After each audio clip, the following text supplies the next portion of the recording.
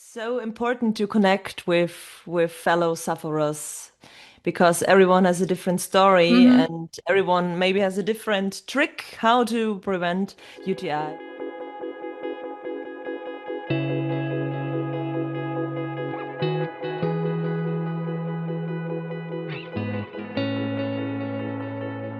Today, I'm chatting with Julia Anditsch, who is the founder of an international platform dedicated to bladder health based in Germany and Austria. With a special focus on urinary tract infections and overactive bladder, she supports individuals in improving their well-being through education and natural solutions. Julia is also the creator of bladder tea drinks, including Die Blase to go, the first ready-to-drink bottled bladder tea. I'm glad we finally managed to connect, and I'm looking forward to hearing more about your work. Melissa, thank you for the invite. I'm very excited. We asked our communities if they had any questions for us, and we did receive quite a few. A lot of them were about our own personal experiences with UTI because you have your own journey, as do I. So I thought we'd just jump straight in there. It'd be really great first, though, if you can tell us the name of your platform. I didn't want to pronounce it because my Deutsch is not so good. But maybe just tell us a little bit about that. We'll also put the link to it in the video description in the show notes. Yeah, so the platform is called Die Blase für Fortgeschrittene. And it's a health platform started with a podcast on Spotify and Apple Podcasts. And yeah, it went huge. And now I have a strong bladder community, as I call it. And yeah, we help together and building strong a strong force against UTIs and other bladder issues. And yeah, my huge aim is to help people, especially women with their bladder issues, to get out of it, to get out of the visual circles of antibiotics, and yeah, to get away with those UTI Yeah, it's issues. so important that people find the solution that works for them. Are your resources in German or in English or both? It's just in German, yeah, Okay. just in But that's really German. good to know because we've noticed even with our English resources that a lot of people reach out to us from the German speaking countries. So it would be great for them to be able to find your resources. And I know there's at least one other Facebook support group in Germany too for recurrent and chronic UTI. So it seems like quite an active community, which is also why I've been happy to connect with you over this so that we can share our resources in both directions, hopefully. And nowadays you have the transcriptions also on hmm YouTube where you can listen in English with German subtitles, so Exactly. or the different or the other way around. So yeah. It makes it a lot easier. And we've started to invite patients to record their own stories in any language because of this new feature on YouTube, because then we can provide the subtitles in other languages so people can watch. And I think it's really nice to hear stories in the person's native language. And it helps to open up that conversation more internationally. Yeah, I'm very glad that I met you because I think it's so important to talk about bladder issues and yeah, also to get together and yeah, stay strong with the communities. That's the Yeah, important thing. it's really important to know that you're not alone in this Yeah. experience. And it's troubling how many people experience these problems, but I think the ways that we can work together can help to make change faster. So to join the communities and to contribute stories is really important. That's true. Yeah, yeah. But I want to hear more about your story, and so do members of our community. So maybe start with how your UTI experience began. Did you have certain symptoms in the beginning? It would be great to hear how it kind of played out over time. Yeah, so it all started when I was a teenager. I went to the doctor and I didn't know about UTIs before. I had no idea about it. And the doctor said, yeah, it's a UTI and you have to take antibiotics. And I was like, okay, I take it, yeah. And after a few months, I got back to the doctor and they said, yeah, you have another UTI. Please take another antibiotic. And I had no clue about it. I didn't know what to do else. So I, yeah, just took the Mhm. medicine, of course. And yeah, then I was in the vicious circle, as I told before, because I also disrupted my gut Mhm. microbiome and vaginal microbiome. And yeah, it is really hard to get out. And there was one day I discovered the bladder tea for me, and this is also my game changer, and therefore also Mhm. sell my own product because I have my own products, which really helps me every day Hmm. if I need it or if I go traveling. I have my products, and yeah, so the alternative medicine was my game changer. The leaves for the bladder health, which we may talk about later. Hmm. And yeah, there was one incident in my life. I think I was like 20 years old when I went to the doctors again, and they gave me one of the strongest antibiotics against UTI with fluoroquinolones. Hmm. I don't know if you know Yeah. the medicine, and this was really hard for me because I had to take it like 10 days, and there are many side effects. Hmm.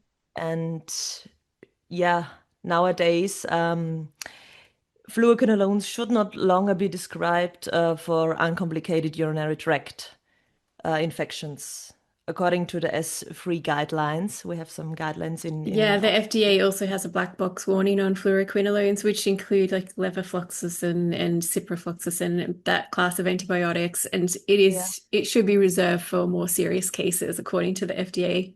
yeah, due to the side effects. Hmm. And this was the point where I said, no, I have to change something. And yeah, then I started to improve the bladder teas because Hmm. nowadays we have so many in the pharmacies, but they are like, yeah, the drinking experience is not the same. So yeah, I started to do my own thing and also help women with the international platform Die Blase with Fortgeschrittene with the Yeah, podcast. we have a lot of questions about that too. Going Yeah. back to your experience when you were first diagnosed, could you access any testing? Did you ever find out what could be causing the UTI, or was it mostly just antibiotic treatment based on symptoms?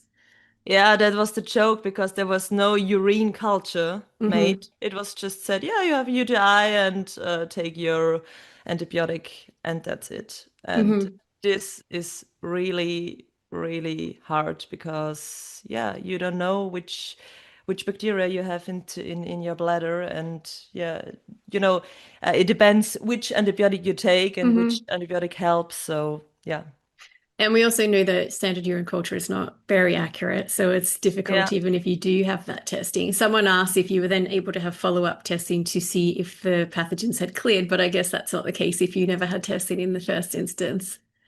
That's true. So it was, unfortunately, in Austria, it's nowadays that you go to the doctors and they just take the urine Hmm. test Hmm. strips, and say you have a UTI and get your antibiotic and goodbye. Yeah, and those dipstick tests are also even less accurate than standard urine culture. So it's possible you have a UTI and it will just say you don't have one, which causes another set of problems. So we hear from people a lot in the community with that type of experience, which is Mm. one of the troubles that we're trying to overcome with all the research that we do. Once you had taken those antibiotics, were you well at that point, or did you just have to turn to other alternative solutions in order to try to overcome your symptoms? The antibiotics, fortunately, were working, so Hmm. everything was okay. Despite my gut and my vagina Hmm. were disrupted as I told you before. And yeah, it's hard work to get the gut and the vagina Yeah. strong again after all these medicines. And therefore, I'm a huge fan of alternative medicine, like the leaves for the tea. Yeah. How long ago was this that you took those final antibiotics? Sorry, I didn't How understand. long ago was it that you took those antibiotics? It depends. It was like maybe 5 days, also 10 days. It depended on the antibiotic.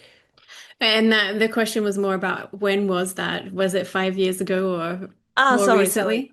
Yeah, it was my last antibiotic was like 2 years ago or Okay. something. And So how are you now? yeah, now I'm fine. I have my bladder issues. Okay. Last weekend I was in Budapest. There were 35 degrees, and Hmm. the heat is also a trigger for my bladder. So Also my circulation was not right. I was tired and it was too hot for me. So the Hmm. bladder was burning. Yeah. And so this typical symptoms also like how do we call them? Yeah, my bladder feels weak a little bit. Yeah. I'd be interested to hear from other people who are watching the video about whether they also experience more symptoms during summer, because we do hear that a little. And I have seen in the Yeah. media lately some headlines about UTI being worse in summer. Do you have any tips on how to reduce that impact? Drink, drink, drink. Drink is the most important thing. I love to drink water, just tap water, Hmm. but also tea, of course. And yeah, in summer, reduce to go out and lay in the sun, and if it's possible. But if you're on vacation, of course, you maybe just relax in the sun and enjoy the holidays.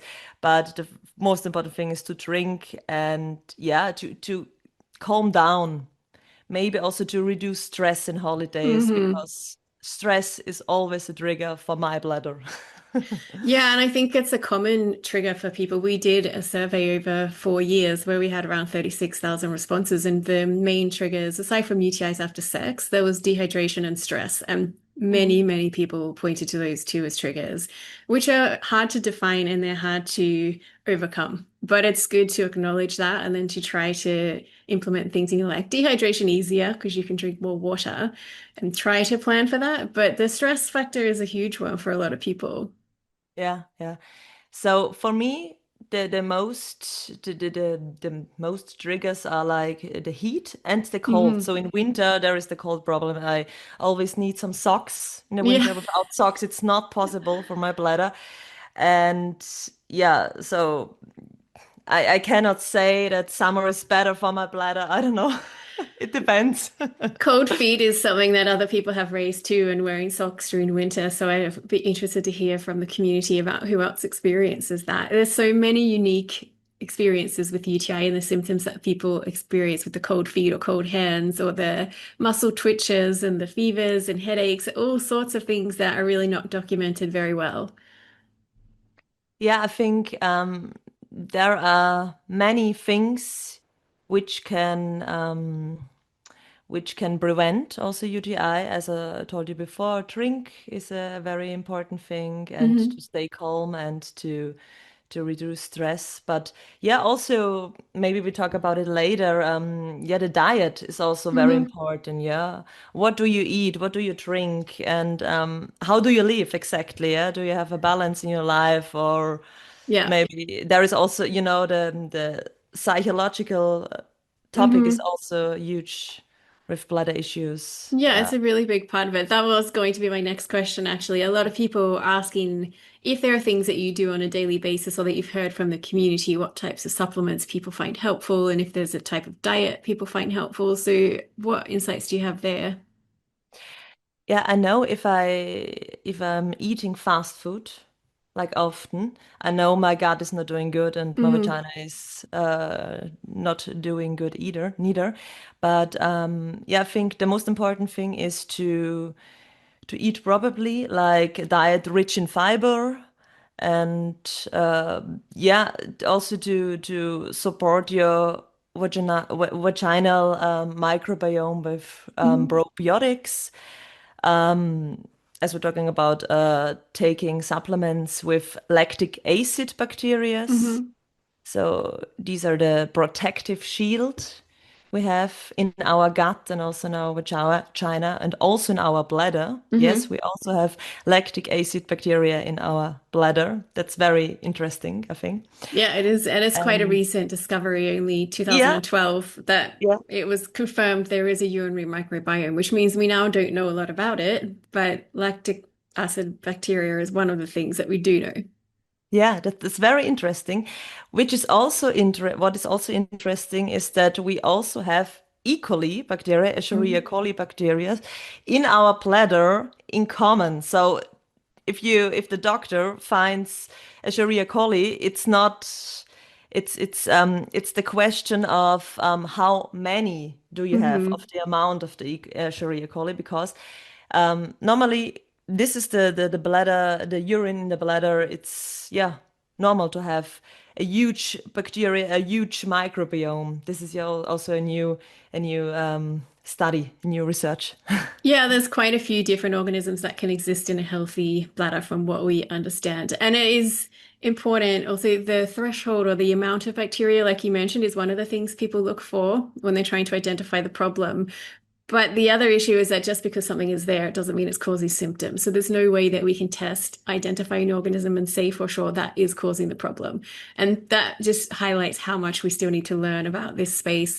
And then whether we can even replenish that urinary microbiome, whether anything that we take, probiotics or otherwise, helps to rebuild a healthy bladder. One game changer, which I tested before my bladder teas, was D-mannose. Hmm. And yeah, D-mannose is like cranberry. You have just a few studies about it, and we really don't know if it really works or Hmm. not. But in my community, in my bladder community, there are lots of people who say, "Yeah, I love to take D-mannose because it's my game changer." Hmm. And I yeah also take it after sex for Yep. prevention. Okay. Just a glass of water, tap water with 1 spoon of D-mannose and the natural D-mannose. And yeah, that's the best thing for me for prevention. Yeah. And if I feel my vagina after sex, I also take some lactic acid bacterias. Hmm. There are also supplements for the vagina, as you know, I think. Yeah. Yeah. Yeah, and this is also good prevention. So there are also many steps after sex what you can do. So So yeah. you're talking about vaginal administration of probiotics. Do you also use oral probiotics? Which one? What? Oral, like the ones that you take. Ah, yeah, for the gut. I also Hmm. take oral for the gut, yeah. But I prefer the things for the vagina because after sex maybe you have this feeling of burning Hmm. and it's a good thing against pain. Yeah. We hear from a lot of people too who find D-mannose helpful, and it would be useful to have more studies in D-mannose. But some of the earlier studies found that it seems to have action against gram-negative organisms. But one of the more recent studies that looked at D-mannose didn't separate potential causes for gram-positive or gram-negative. So it just looked at everybody that had symptoms of UTI, which means it wasn't as helpful as it could have been because there was a group of people in there that nobody thought D-mannose would help anyway. So it would be great to have a more controlled trial where we're pre-screening people for gram-negative organisms so that we can get more accurate results that apply to this patient community. But I think we also see that D-mannose is one of the supplements that people find the most helpful overall. Yeah, and I think it's very important to have more, as we say in German, tips and tricks. So more things you can do if to prevent bladder issues, Hmm. not only bladder tea, but D-mannose and maybe yeah some lactic acid bacteria, lactobacillus. It's very important. So I think it's always the whole system Hmm. to look at not only the bladder health, also the gut health and also the vagina health. Yeah. Yeah, I found that in my experience too, that it wasn't enough to just take antibiotics. Everything else started to go wrong the more antibiotics I took. And it was a really big overhaul of my whole life that led to me recovering from my symptoms at that time. And while some people we hear from do recover with antibiotics alone and then they're fine, many other people have to address other aspects of their health. Mhm. And how are you doing with your bladder right now? I was very well for about 5 years. Then I had surgery for endometriosis and I had a catheter for a week. And then I had Hmm. a catheter associated UTI, which I've been basically trying to overcome for the last 5 years while I also recover from surgery because the surgery triggered Hashimoto's and other Mm. symptoms that were just new for me. And so I've been kind of on a new journey to address my overall health again. Right now, I haven't taken antibiotics for my bladder for quite some time, and my symptoms are non-existent on a daily basis. So I'm very lucky to have gotten to this point again after such a major surgery and intervention. But yeah, it's been again a journey. I couldn't do what I did last time. I didn't have the same problems. It wasn't the same cause. I had to go back to the research and look at everything again from the Yeah. beginning.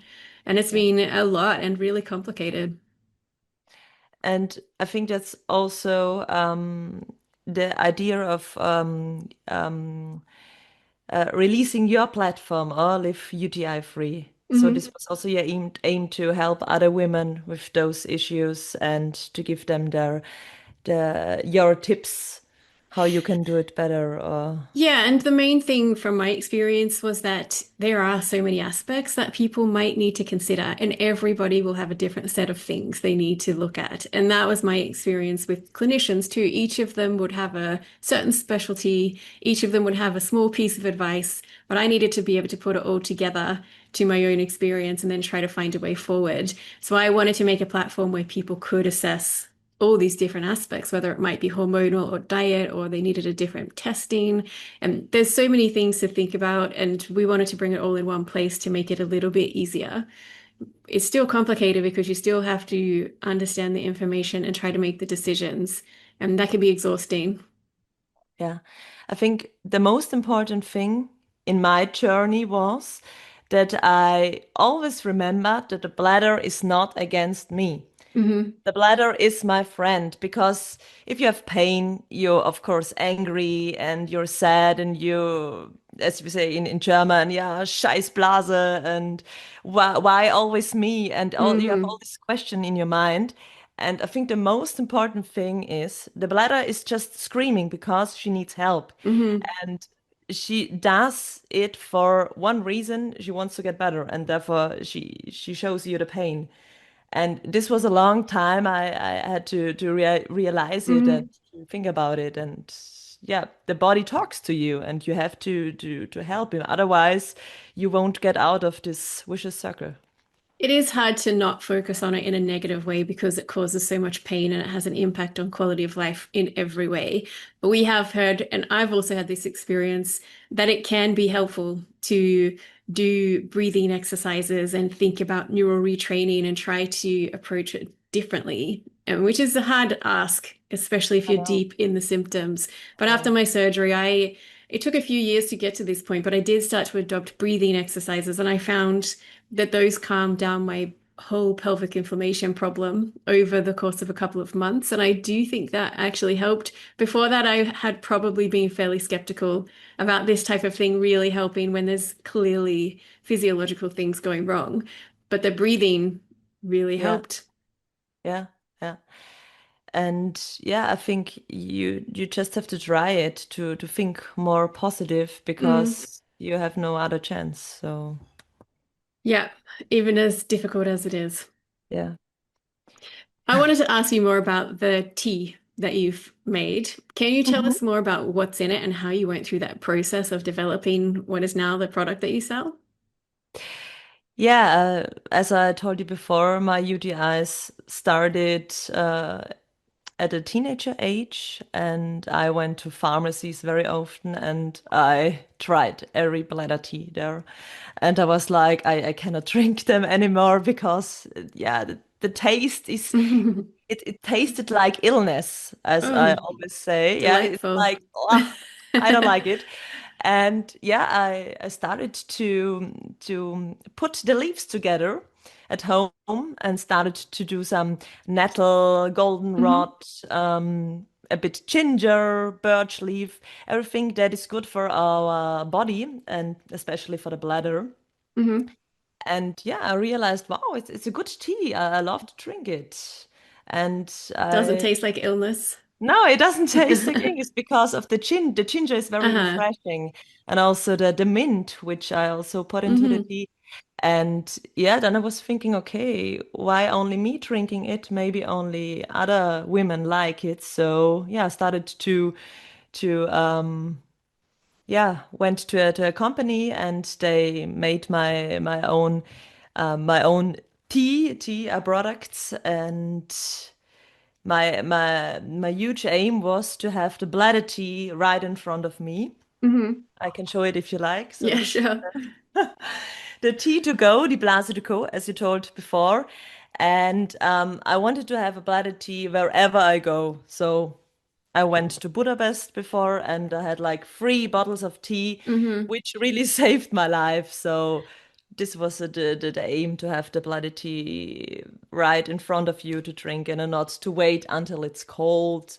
You have to brew it, Yeah. and all this waiting process is kind of annoying. Yeah, it's true. I suspect a lot of people have a process where they have things prepared, especially for when they travel, because that can be a stressful time. And I also have always a thing, like a set of things I take with me when I travel, just in case. And Mhm. not tea, because I haven't really gotten into it, but now I'm curious. So I'm probably going to see if I can order your tea I assume that you ship to Europe, so I will be able to get it. Yeah, and now it's just available in Austria and Germany. Okay. But yeah, we will see. Maybe in the next years to come. Maybe in the future. But I Yeah, think yeah. the mention of all those different types of teas is a good, or leaves that you've put in there. It's a good time to talk about some of the other approaches that people use. So we had people ask about whether we've used any of these or other people in the community have used them, and we've heard about their experiences. So I'll just list some of them and then you can share some insights if you have them. We had Hiprex, long-term antibiotics, Uromune, estrogen, and Intrarosa. Have you got any insights to share about those? And we can take them one at a time. The only thing I can talk about is the installations, the Hmm. bladder installations, because I have some women in the bladder community which already tried the bladder Okay. installations, and they said, yeah, they were okay. It was the pain reduction was not that long, but Okay. there was a reduction. So it always depends on the body, of course. Hmm. Everyone is unique, as you said Hmm. before. But yeah, it was a positive feedback of it. Yeah. There's a study running in the UK right now about bladder installations for UTI prevention. So if Mhm. there's anyone listening that's in the UK, you could look that up on our website too. And I think that will help us to learn much more whether it's helpful for enough people for it to be in the guidelines. And so I'm hoping that the results of that study are helpful for the community. But what's very interesting for me, and I really have no idea about it. I just heard it on, I just wrote it on your, read it on your platform, Hmm. the Hebrex Hmm. thing. Maybe you can tell me something about it also from your community. Are Yeah, there it's some quite a feedback? big topic actually. Hiprex is also called, it's methenamine hippurate, so it's a urinary antiseptic and it's really quite old. It's been around for about 100 years, I think. So it kind of lost, it wasn't on trend anymore. Antibiotics really took over, but now that antibiotics are not working for a lot of people, these urinary antiseptics are being looked at again. And there was a big study in the UK called the ULTA study in the last couple of years, which was a Hiprex study, and it found that it was not inferior to nitrofurantoin for prevention. And so it's become something that people use alongside antibiotics or instead of antibiotics, and it is part of the long-term UK antibiotic protocol. So people on that protocol often take the full dose antibiotics and Hiprex. And then over time, if their symptoms resolve, they might stop taking antibiotics and continue with the Hiprex. And because it's a urinary antiseptic, it doesn't seem like organisms develop resistance in the same way that they do to antibiotics. They probably do, but it's not as ferocious, I guess, as the antibiotic resistance we see. So a lot of people in our community use it. I've Mhm, tried it myself, mhm, and we do have a lot of positive feedback about it, that it has helped people. And what we don't know is if you can use it as a prophylactic just after sex or just after another trigger, whether it works. There needs to be more research in that area. And I know that you can access it in some countries and not in others. In Australia and New Zealand, for instance, you can buy it over the counter. In the mhm, mhm. US, you need a prescription. In the UK, it seems a bit grey. I've bought it over the counter in the UK, but also needed a prescription at other pharmacies. And in the EU, you can get it shipped from some pharmacies in other countries to Mhm, Germany, for instance, or to mhm. Austria, but I don't believe it's available there over the counter. And Yeah, we're trying to find out. this was my question, because I think if you go to the doctors in Austria, they have no idea about Hebrex. They haven't Mhm. heard it before. So yeah, is there a possibility maybe to get to go to an international pharmacy and to, yeah, I don't know, to get it from Australia or from the It's UK? Easier if you're in the EU, if you get it within the EU. So there are some pharmacies in Denmark that I found will ship within the EU. And I have heard Mhm. from German patients who I've shared links with, and they've tried it and have been able to get it. I've been able to ship it to Slovenia. And so I think within the EU, there are options, but the difficulty is that the name of it is slightly different in every country, in every language. So you have to spend some time trying to find out what it's called in that region, then try to find a source for it, and then see if they'll ship to your country. And so there's also, because of the Commonwealth, people are shipping between Australia and Canada, for instance. Mhm. People in the UK ship from Australia too because you can buy it online without a prescription. Ah, interesting. People are trying to Mhm. find ways around it because it isn't available everywhere. It doesn't mean that it's illegal in all Mhm. these places. It's just that it's not available. And the customs will stop it if it's illegal anyway. So it's kind of a matter of research and then trying to talk to people in the community to see if they've done it and to see if they can offer ways to get it if they're interested. But we also have a video on our YouTube channel with Dr. Kat Anderson, and she talks a lot about it, how you take it, how it works. And so you can learn about it more before you even look into trying to access it. Nice. You know, Austria is such a small country Hmm. and the people are very conservative. So the doctors have no idea about it. And Hmm. there was also one incident. I went to my doctor for my UTI Hmm. issues, and I told him that there is a vaccination called Strovac Hmm. from Germany, and I would like to try it. And he was like, "What is that? I've never heard of it before." So that's our It's system in Austria. It's difficult. In Germany, I was living in Berlin for about 4 years, and I was going through my first UTI experience. And I saw a number of GPs there. One of them actually suggested Strovac to me, but then said it's not very successful, so I don't know if it's even worth trying. So of course I Mhm. didn't try it at the time, though I sort of now wish that I had because even 50% success rate is a huge deal for someone who has UTIs like that. And but what about the other vaccines? Have you tried Uromune or Urovaxom or heard any stories from the community? I tried Uro-vaxom. Hmm. That's the most common in Austria, Okay. so the doctors know it. Yeah. I tried it, but it didn't help. It didn't help. Okay. Yeah, then I started to do a research, and then I found the Strovac and Hmm. also did Strovac. But I think it's like 2 years ago, so maybe I would need a refreshment right now, Hmm. but I don't do it because of my bladder D and everything's all right. Yeah. But what's very interesting is the Uromune Hmm. vaccination because it's the sublingual Yeah. vaccination, and we don't have it in Austria. Okay. So I think it's from Spain It or is, yeah. yeah. And it is possible to get in Austria, but it's again difficult because it's not readily available. It's not something that doctors know about. It's a named patient program. So it's a special access program, and you have to go through a number of steps. You have to find a doctor who is willing to work with you on this. They have to write you a prescription. You have to send the prescription to Immunotech, who makes Uromune. And then your doctor or a pharmacy has to be willing to accept it when it's shipped. So you can't ship it to your house. So if you can Mm, find all those steps and then pay for it, and it is quite expensive, you can access Uromune in many countries, including the EU. It is just a process and it takes time. But I've also tried Uromune myself after my okay. surgery, and I found that it really helped to calm down the constant inflammation that I had in my bladder. When I Okay. had my surgery, they identified E. coli as the problem. The levels were quite high with the catheter associated UTI. And then Uromune really seemed to calm that down. So after I Mhm. took it, I never had the same level of inflammation again since then. And it was probably 2 or 3 years ago. But Mhm. the studies show that you do need to then probably do Uromune again every 18 months to 3 years. It depends on the person, like you said. And we have heard some success stories from the community with Uromune or Urovaxom or Strovac, and other people who've said it just doesn't help at all. And that could be because of their immune system or the organisms that are involved or many other factors. But it could be worth trying for people. There are also rumors that it tastes like ananas. Is that true? Pineapple, yeah. Pineapple, yeah. It's funny because I never realized it was supposed to be pineapple flavored. I took it, like Yeah, you said, it's sublingual, so you spray it under your tongue yeah, and you hold it for yeah, 60 yeah. seconds or something, or a few minutes. I can't remember. I never associated it with pineapple, just that it's kind of Okay, delicious.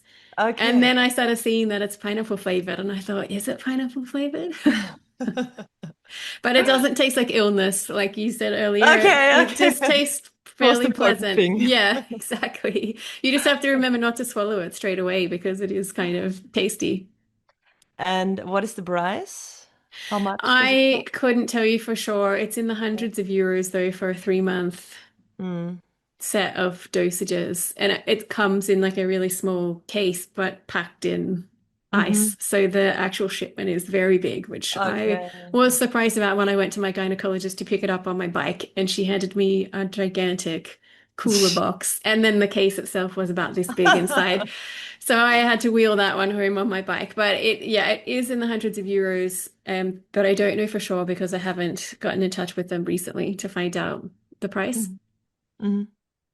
People Yeah, can reach out directly to the company though to ask for more information. mm. But vaccinations are very expensive. We all know. Yeah, Oh, they are, which means they're not accessible to everybody. And I was lucky to be able to access it. that's true. Yeah. What is also very important, I think, is that you also test on STIs because there Hmm. are. I recently just made a new podcast episode where we talk about the similarity between STI Hmm. and bladder symptoms, bladder UTI symptoms, and they're nearly the same, like burning and yeah, the feeling down. It's a really quite the same thing. Hmm. And therefore, I always say, please test on chlamydia. Maybe also do a urogenital swab where you Yeah, can test the vagina and the bladder and then to see if is there any STI it's or good is there advice. okay, yeah, yeah. Hmm. Yeah, and that's important too to point out that even if some of these organisms are in a standard urine culture, that doesn't mean that they'll be identified. So you really do have to do STI testing. And there are certain organisms like ureaplasma, which will not be detected in Hmm. culture. And that is something you need to do a swab and PCR testing for. And we have heard from people who have specifically had that identified. And that's a different type of treatment. And then Me their too. symptoms have gone Yeah. away. Oh, yeah, you have personal experience. Yeah, I also had ureaplasma. Hmm. And yeah, if they get if there are too many, it's a very there can be I don't know the word in English, how is it called, for a pregnancy it's kind of dangerous for the Hmm. pregnancy if you have too many of uroplasma Hmm. in your vagina because a Yeah. small amount is normal to have it, but if you have too much, and then I had to take an antibiotic and Hmm. they were gone. So yeah. This is part of the problem because it's considered commensal or something that is part of a healthy biome. It's not Mhm. tested for. And there are a lot of people like theories around this about maybe it's not as healthy as we thought it was. For some people, it certainly doesn't seem to be. And it's not something that a doctor would suggest. So patients often have to suggest this. But that point you raised about pregnancy is a really good one. And it's something that we're hoping to do more research in the future on because the urinary microbiome or the urogenital microbiome can have an impact on the ability to conceive and the ability to take a pregnancy to term. And that's something that hardly anybody talks about and Mm, is not really considered when people are testing for fertility. The urinary or the urogenital microbiome is often not considered first, but it is a really important piece of that puzzle. And we're hoping to work with some collaborators in the next year or so on that topic. that's true. Yeah. And I would love to hear from people in the community if they have experience with that too, because that could help us to design future research and also help others who are going through similar experiences. Yeah, and therefore it's yeah, it's so important to connect with fellow sufferers because everyone has a different story Hmm. and everyone maybe has a different trick how to prevent UTI and therefore we have the communities. Yeah, exactly. And there's so many different elements and things to consider. So it's helpful to be able to connect with other people. And so with your community, is it a group or a platform where people can talk to each other? Yeah, they can also share their thoughts on Instagram. I Hmm. do lots of posts where they also write in a comment section. And yeah, they also have the possibility to, I also make some live events where they can Hmm. also talk to each other about their problems and their tips and tricks. Yeah. No, that sounds great. I think the live events are really helpful so people can get some really immediate feedback. We'll put the links to all the platforms that you've shared in the video description. And if there's anyone in your community that's listening to this too, I would love to hear from them if they would like to share their story on our YouTube channel as a video or on our website in written form. And it can be in German or in English or any other language. So it'd be great to hear from some people from your community as well. Yeah, I hope so too. And I think it's the most important thing is, yeah, to get together and to share ideas and to, yeah, get stronger against UTI and to get stronger against all this long time antibiotics Mhm. thing because I'm not a huge fan of that. A lot of people prefer not to take antibiotics if they can avoid it. And it's part of the problem is that there aren't many solutions aside from that. And so the research that we're involved in, a lot of it is looking at things that might be an alternative. And so maybe in the next 5 to 10 years, there'll be other options for people. Yeah. And I hope that the research is going up and there will be more studies Mhm. about the bladder health and also the microbiome because it's very important. It's very important. And in the last few years, we've seen more research into UTIs and bladder health than we saw in maybe the 5 years before that. So it really Right. seems to be gathering momentum, and that makes me hopeful for the future. Yeah. I'm looking forward to it. Me too. And well, it was so good to talk to you, and I hope that we can connect again in the future and maybe collaborate on some research projects. Yeah, sure. I'm very happy to was your guest and yeah, we see I don't know in a few years and yeah, talk about Yeah, other bladder issues. Yeah, maybe the UTI problem is already solved. We never oh, know. that would be nice. We can do a wrap up of the problem and how it's fixed now. I'd like that. So thank you very much. Yeah, thank you.